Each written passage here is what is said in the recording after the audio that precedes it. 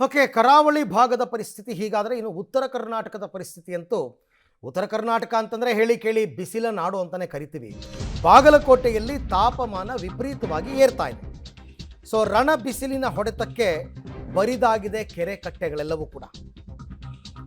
ಐತಿಹಾಸಿಕ ಮುಚ್ಚಕಂಡಿ ಕೆರೆ ಖಾಲಿ ಖಾಲಿ, ಅದು ಕೆರೆ ಅಂತಲೇ ಹೇಳೋಕ್ಕಾಗಲ್ಲ. ಈಗ ನೋಡಿದ್ರೆ ಅಲ್ಲಿ ಒಂದು ಹನಿ ಕೂಡ ನೀರಿದ್ದಂಗಿಲ್ಲ. 750 ಎಕರೆ ವಿಸ್ತೀರ್ಣದ ಕೆರೆಯಲ್ಲಿ ಒಂದು ಹನಿ ಕೂಡ ನೀರಿಲ್ಲ. ಆ್ಯಕ್ಚುಲಿ ಸುತ್ತ 10 ಹಳ್ಳಿಗಳಿಗೆ ಆಸರಿಯಾಗಿತ್ತು ಈ ಕೆರೆ. ಈಗ ಖಾಲಿ ಖಾಲಿ ಹೊಡಿತಾ ಇದೆ ನೋಡಿ. ಇದು ಕೆರೆ ಅಂತ ಹೇಳೋದಕ್ಕೆ ಯಾವ ಕುರುಹೂ ಇಲ್ಲ, ಕಂಪ್ಲೀಟ್ ಖಾಲಿ, ಒಂದು ಹನಿ ನೀರಿಲ್ಲ. ಈ ಸರ್ತಿ ನೋಡಿ, ಏಪ್ರಿಲ್ ತಿಂಗಳ ಕೊನೆ ಭಾಗದಲ್ಲಿದ್ದೀವಿ ನಾವು.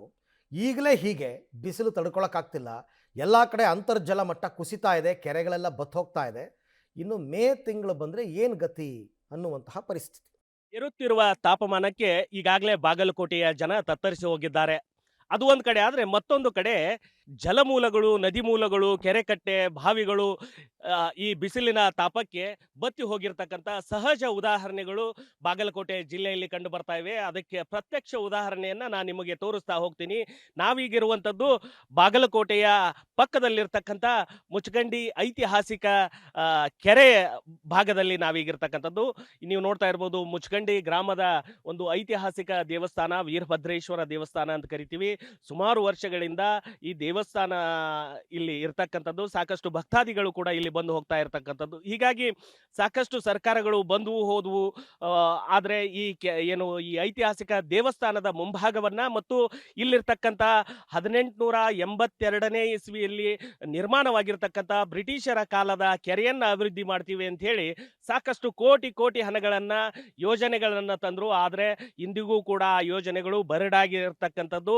ಆ ಕೆರೆ ಇವತ್ತು ಬರಡಾಗಿರುವಂಥದ್ದು. ಈ ಮುಂಭಾಗವನ್ನು ನೀವು ನೋಡ್ತಾ ಹೋದ್ರೆ, ಇದು ಐತಿಹಾಸಿಕ ವೀರಭದ್ರೇಶ್ವರ ದೇವಸ್ಥಾನದ ಮುಂಭಾಗದಲ್ಲಿರ್ತಕ್ಕಂಥ ಒಂದು ಉದ್ಯಾನವನವನ್ನ ನಗರಸಭೆಯಿಂದ ಈಗಾಗಲೇ ನಿರ್ಮಾಣ ಮಾಡಿರುವಂಥದ್ದು. ಇನ್ನು ನನ್ನ ಬಲಭಾಗದಲ್ಲಿ ನೀವು ನೋಡೋದಾದ್ರೆ, ಇದು ಐತಿಹಾಸಿಕ ಕೆರೆ ಅಂತ ಹೇಳ್ಬೋದು. ಇದು 1882ರ ಅವಧಿಯಲ್ಲಿ ನಿರ್ಮಾಣವಾಗಿರ್ತಕ್ಕಂಥ ಕೆರೆ. ಬ್ರಿಟಿಷರ ಕಾಲದಲ್ಲಿ ನಿರ್ಮಾಣವಾಗಿರ್ತಕ್ಕಂಥ ಕೆರೆ ಈಗ ನೋಡಿದ್ರೆ ಸಂಪೂರ್ಣವಾಗಿ ಬತ್ತಿ ಬರಡಾಗಿರುವಂಥ ಸಹಜ ದೃಶ್ಯಾವಳಿಗಳು ಇಲ್ಲಿ ಕಂಡು ಬರ್ತಾ ಇರತಕ್ಕಂಥದ್ದು. ಮುಳ್ಳಿನ ಕೊಂಪಿಗಳು ಇಲ್ಲಿ ಎದ್ದು ಕಂಡು ಬರ್ತಾ ಇರತಕ್ಕಂಥದ್ದು. ಇದು ಕೆರೆಯ ಅಥವಾ ಹೊಲಗದ್ದೆಯ ಅನ್ನುವಂಥ ಅನುಮಾನ ಇಲ್ಲಿ ಮೂಡ್ತಾ ಇರತಕ್ಕಂಥದ್ದು. 750 ಎಕರೆಯಲ್ಲಿ ಈ ಕೆರೆ ನಿರ್ಮಾಣವಾಗಿತ್ತು. ಈ ಕೆರೆಗೆ ಕೇವಲ ಬರೇ ನೀರು ತುಂಬಿಸಿದ್ರೆ ಸಾಕು, ಸುತ್ತ 10 ಹಳ್ಳಿಗಳ 10,000 ಎಕರೆಗೆ ಇದು ಜೀವನಾಡಿಯಾಗಿರ್ತಕ್ಕಂಥದ್ದು. ಅಷ್ಟೇ ಅಲ್ಲದೆ ಪಕ್ಕದಲ್ಲಿರ್ತಕ್ಕಂಥ ನವನಗರ, ವಿದ್ಯಾಗಿರಿ ಹಾಗೂ ಬಾಗಲಕೋಟೆ ಭಾಗಕ್ಕೆ ಕುಡಿಯುವ ನೀರಿನ ದಾಹವನ್ನು ತೀರಿಸಲಿಕ್ಕೆ ಈ ಕೆರೆ ಅತ್ಯುತ್ತಮವಾಗಿದೆ. ಹೀಗಾಗಿ ಇದನ್ನ ಸಾಕಷ್ಟು ಬಾರಿ ಬಂದಂತ ಸರ್ಕಾರಗಳು, ಬಿಜೆಪಿ ಆಗಿರ್ಬೋದು, ಕಾಂಗ್ರೆಸ್ ಸರ್ಕಾರಗಳು ಈ ಕೆರೆಯ ಅಭಿವೃದ್ಧಿ ಹೆಸರಲ್ಲಿ ಕೋಟಿ ಕೋಟಿ ಹಣ ವ್ಯರ್ಥ ಮಾಡಿದ್ವೇ ಹೊರತು ಈ ಕೆರೆ ಅಭಿವೃದ್ಧಿ ಆಗಿಲ್ಲ ಅನ್ನೋದಕ್ಕೆ ಪ್ರತ್ಯಕ್ಷ ಉದಾಹರಣೆ ಇಲ್ಲಿ ಕಂಡು ಬರ್ತಾ ಇರತಕ್ಕಂಥದ್ದು. ಅಂದ್ರೆ ನೀರು ತುಂಬಿಸ್ಲಿಕ್ಕೆ ಪೈಪ್ಲೈನ್ಗಳನ್ನ ಮಾಡಿದ್ರು. ಆ ಪೈಪ್ಲೈನ್ಗಳಿಂದ ನೀರು ಹರಿಸುವಂತ ವ್ಯವಸ್ಥೆಯನ್ನು ಮಾಡಿದ್ರು. ಅದು ಕೂಡ ಶಾಶ್ವತವಾಗಲಿಲ್ಲ. ಸುಮಾರು 12 ಕೋಟಿ ವೆಚ್ಚದಲ್ಲಿ ಹಿಂದಿನ ಸರ್ಕಾರ ಹೂಳೆತ್ತುವ ಕಾರ್ಯಕ್ರಮವನ್ನು ಮಾಡ್ತು, ಅದು ಕೂಡ ಆಗಲಿಲ್ಲ. ಅದಾದ ನಂತರ ಈಗ ಸುಮಾರು ಕೋಟಿ ಖರ್ಚು ಮಾಡಿ ಮತ್ತೊಂದು ಬೃಹದಾಕಾರದ ಪೈಪ್ಲೈನ್ ಅಳವಡಿಸಿ ಘಟಪ್ರಭೆಯಿಂದ ಇದಕ್ಕೆ ನೀರು ಹರಿಸುವ ಯೋಜನೆಯನ್ನು ಮಾಡ್ತಾ ಇದ್ದಾರೆ. ಆದರೆ ಇವತ್ತಿಗೂ ಈ ಕೆರೆಗೆ ನೀರು ಬಂದು ಬೀಳ್ತಾ ಇಲ್ಲ, ಈ ಕೆರೆ ತುಂಬಿಸ್ಲಿಕ್ಕೆ ಆಗ್ತಾ ಇಲ್ಲ. ಕಾರಣ ಈ ಭಾಗದ ರಾಜಕಾರಣಿಗಳ ಇಚ್ಛಾಶಕ್ತಿಯ ಕೊರತೆ ಅನ್ನುವುದು ಎದ್ದು ಕಾಣ್ತಾ ಇರ್ತಕ್ಕಂಥದ್ದು. ಅಷ್ಟೇ ಅಲ್ಲದೆ ಈ ಕೆರೆ ತುಂಬಿದ್ರೆ ಸುಮಾರು ಈ ಭಾಗದ ಕಾಗಲಗುಂಬ ಮತ್ತೆ ಈ ಭಾಗದ ಎಲ್ಲ ಗ್ರಾಮಗಳಿಗೆ 10,000 ಎಕರೆ ಪ್ರದೇಶಕ್ಕೆ ಇದು ನೀರಿನ ದಾಹವನ್ನು ತೀರಿಸುವಂತದ್ದ ಕೆರೆ ಆಗ್ತಿತ್ತು. ಬೋರ್ವೆಲ್ಗಳು ಈಗಾಗಲೇ ರೀಚಾರ್ಜ್ ಆಗ್ತಿದ್ವು. ಆದರೆ ಈ ಕೆರೆ ಬತ್ತಿದ ಕಾರಣ ಈಗಾಗಲೇ ಬೋರ್ವೆಲ್ಗಳು ಕೂಡ ಬತ್ತಿ ಹೋಗಿರ್ತಕ್ಕಂಥದ್ದು, ಬಾವಿಗಳಲ್ಲಿ ನೀರು ಖಾಲಿಯಾಗಿರ್ತಕ್ಕಂಥದ್ದು. ಈ ಬಗ್ಗೆ ಮಾತಾಡ್ಲಿಕ್ಕೆ ಸ್ವತಃ ಇಲ್ಲಿನ ಸ್ಥಳೀಯರು ಏನ್ ಹೇಳ್ತಾರೆ ಅಂತ ಕೇಳೋಣ. ಸರ್, ಈ ಕೆರೆಯ ಈಗ ಐತಿಹಾಸಿಕ ಕೆರೆ ಇವತ್ತು ಬರಡಾಗಿದೆ, ಏನ್ ಹೇಳ್ತೀರಿ? ಈ ಮುಚ್ಕಂಡಿ ವೀರಭದ್ರೇಶ್ವರ ದೇವಸ್ಥಾನ ಅಂದ್ರೆ ಪ್ರಸಿದ್ಧ ದೇವಸ್ಥಾನ ಆಗೈತಿ. ಇಲ್ಲಿ 1882ರಲ್ಲಿ ಬ್ರಿಟಿಷರ ಕಾಲದಲ್ಲಿ ನಿರ್ಮಾಣವಾಗಿರುವಂತಹ ಇದು ಬೃಹತ್ ಕೆರೆ ಅಂತ ಹೇಳ್ಬೋದು. ಇದೊಂದು ಕರ್ನಾಟಕದಲ್ಲಿ ದೊಡ್ಡ ಮಟ್ಟದ ಕೆರೆ ಆಗಿದೆ. ಇಲ್ಲಿ ಈ ಕೆರೆಯಲ್ಲಿ ನೀರು ತುಂಬಿದ್ರೆ ಒಂದು 700ಕ್ಕೂ ಹೆಚ್ಚು ಅಧಿಕ ಎಕರೆ ಅಂತ ವಿಸ್ತಾರ ಹೊಂದೈತಿ ಇದು ಕೆರೆ. ಈ ಕೆರೆ ನೀರು ತುಂಬಿದ್ರೆ ಇಲ್ಲಿ 10 ಹಳ್ಳಿ ಅಲ್ಲದೆ ಇಲ್ಲಿ ಲಕ್ಷಾಂತರ ಜನರನ್ನು ಹೊಂದಿರುವಂತ ಈಗ ನವನಗರ ಅಂತೇಳಿ ಪ್ರಸಿದ್ಧ ಆಗೈತಿ. ಅಲ್ಲಿಗೂ ಸಹ ಇದು ಅಂತರ್ಜಲ ಹೆಚ್ಚಾದ್ರ ಈ ಬೇಸಿಗೆ ಕಾಲದಲ್ಲಿ ಇವತ್ತು ನೀರಿನ ಬವಣೆಯನ್ನು ಈಡೇರಿಸುವಂತ ಶಕ್ತಿ ಈ ಕೆರೆಗೈತಿ. ಆದರೆ ಈ ಕೆರೆ ತುಂಬಿಸಬೇಕಂತೇಳಿ ಪ್ರತಿ ರಾಜಕಾರಣಿಗಳಲ್ಲಿ ಯಾವುದೇ ಪಕ್ಷ ಬರಲಿ ಮುಚ್ಕಂಡಿ ಕೆರೆ ತುಂಬಿಸ್ತೀವಿ ಅಂತಾರ. ಆದ್ರೆ ಇವತ್ತಿನವರೆಗೂ ಕೆರೆ ತುಂಬಿಸುವಂತ ಕೆಲಸ ಎಲ್ಲಿ ಆಗ್ಲಿಲ್ಲ. ಕೋಟಿ ಕೋಟಿ ಹಣ ವ್ಯರ್ಥ ಆಗ್ತಾ ಇದೆ.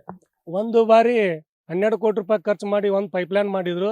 ಆದ್ರೆ ಆ ಪೈಪ್ಲೈನ್ ಮಾಡಿದ್ರು ಮಳೆಗಾಲದಲ್ಲಿ ಆ ನದಿ ಮೂಲದಿಂದ ತರಬೇಕಾದ್ರೆ ಅದು ಒಂದು ತಿಂಗಳಾದ್ರೂ ಅದು ಕೆರೆಯಲ್ಲಿ 1-2 ಫೂಟ್ ನೀರು ನಿಲ್ಲುವಂತ ಶಕ್ತಿ ಆಗ್ಲಿಲ್ಲ.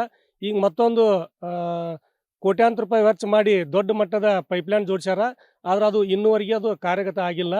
ಈ ರೀತಿ ಈ ಕೆರೆ ತುಂಬಿಸಿದ್ರೆ ನಮ್ಗೆ ಲಕ್ಷಾಂತರ ಜನರಿಗೆ ಕುಡಿಯೋ ನೀರಲ್ಲದೆ ಮತ್ತು ಇವತ್ತು ಬೇಸಿಗೆ ಕಾಲದಲ್ಲಿ ಜಾನುವಾರುಗಳಿಗಾಗಲಿ ಮತ್ತು ಅಕ್ಕಪಕ್ಕದ 10 ಹಳ್ಳಿಗಳಿಗೆ ಸಾವಿರಾರು ಎಕರೆಗೆ ನೀರಿನ ಕೃಷಿಗೆ ಅನುಕೂಲ ಆಗುವಂಥ ಅಂತರ್ಜಲ ಹೆಚ್ಚಿಸುವಂಥ ಶಕ್ತಿ ಈ ಕೆರೆಗೆ ಐತಿ.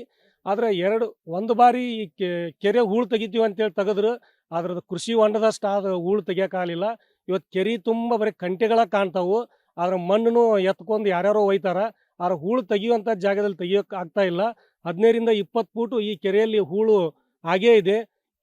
ಕೆರೆಯಲ್ಲಿ ಹೂಳು ತೆಗಿಬೇಕಾದ್ರೆ ಇವತ್ತು ರಾಜಕಾರಣಿಗಳು ಇಚ್ಛಾಶಕ್ತಿಯಿಂದ ಕೆಲಸ ಮಾಡಿದ್ರೆ ಇವತ್ತು ಲಕ್ಷಾಂತರ ಜನರಿಗೆ ನೀರಿನ ಬವಣೆಯನ್ನು ಈಡೇರಿಸಬಹುದು.